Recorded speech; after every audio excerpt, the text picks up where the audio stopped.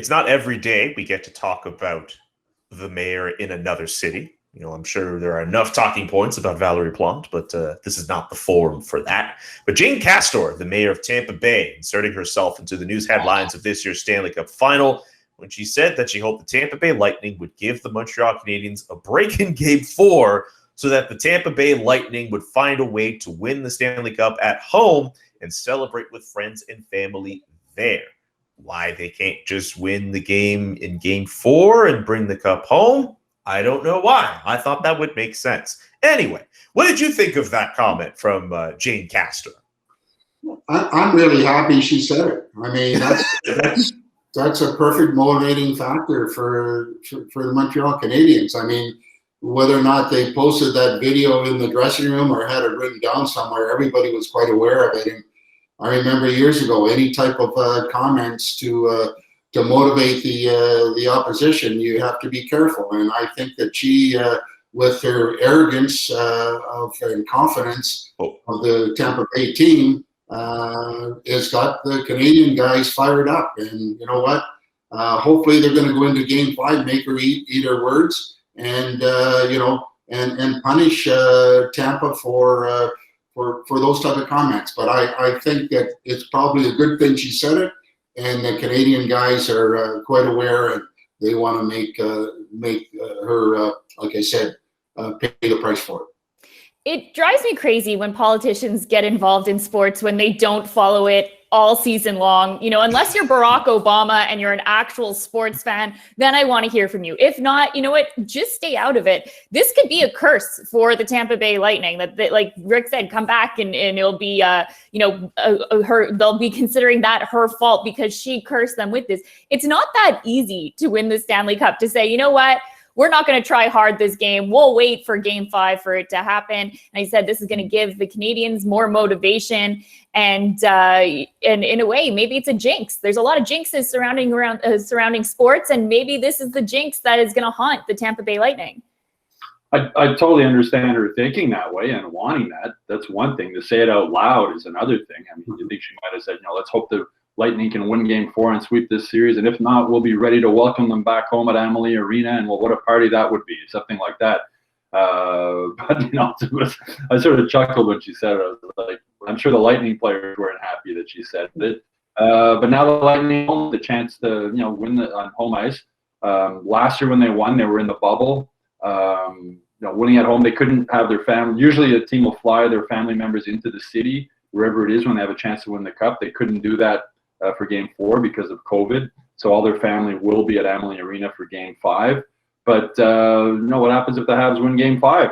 Then does the mayor hope that they lose Game 6 in Montreal to come back?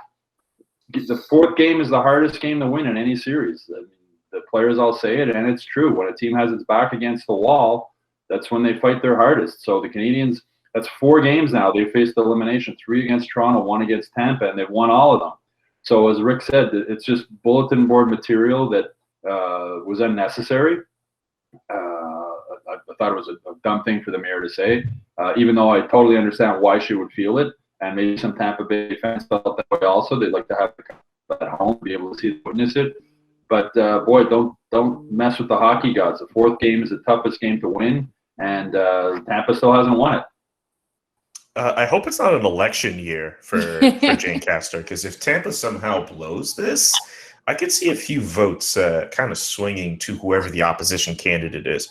Rick, I'm sure you being formerly an assistant coach, and I know you mentioned the fact that this is possibly bulletin board material. If you were coaching the Montreal Canadiens and they were going through this exact situation, is this something that you'd let the players kind of decide on their own that this is bulletin board material if they care? Or are you working with the coaches to kind of put it somewhere up on a wall or have it streaming up on a video? What do you think about that? No, any little thing to help, drive the guys to the next level is important. And it might seem maybe trivial for some people, but, these guys have a lot of pride.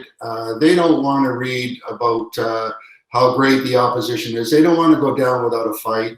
They'll use any of these pieces to really, touch on all the areas that maybe is going to give them a little extra boost, Not that they all need it, but psychologically it is an issue. And I think that doing something like this, the players just, chomping at the bit to make somebody like that look bad in an overconfident kind of cocky comment that doesn't suit well with any professional athlete. I remember before Game 4, somebody asked me about not wanting to watch the Lightning lift the cup on Montreal ice. He said, "We don't want to see the Lightning lift the cup at all."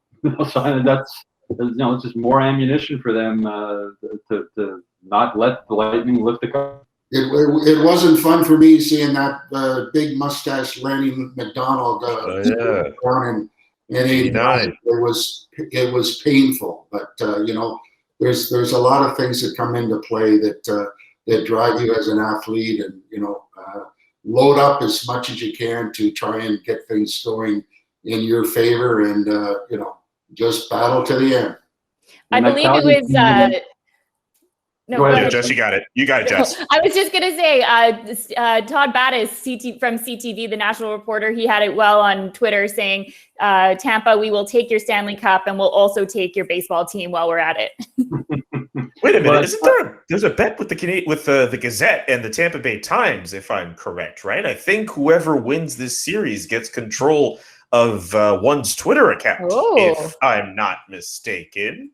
I guess you can edit this out if this is not the case, but I think I saw someone from the Montreal Gazette tweeting some mischievous things. And if you follow the Gazette account enough and you know enough about who tweets from where, you might have a guess as to who it is. Stu, not to cut you off. Sorry, buddy. No, that Calgary team Rick mentioned with Lanny McDonald in 1989. That's the only team in Canadiens history to beat them to win the Stanley Cup on Montreal ice. There you have it. So if you're a Montreal Canadiens fan, you're probably hoping Valerie Plante doesn't say anything, or Francois Legault, or any other Quebec politician. You don't want to add more fuel to the fire. Let us know in the comment section what you thought of Jane Castor's comments, and if you think they might have created a jinx that will result in the Canadiens winning the Stanley Cup. Let us know in the comment section below. Subscribe to our YouTube channel and visit hockeyinsideout.com to listen to our full episode.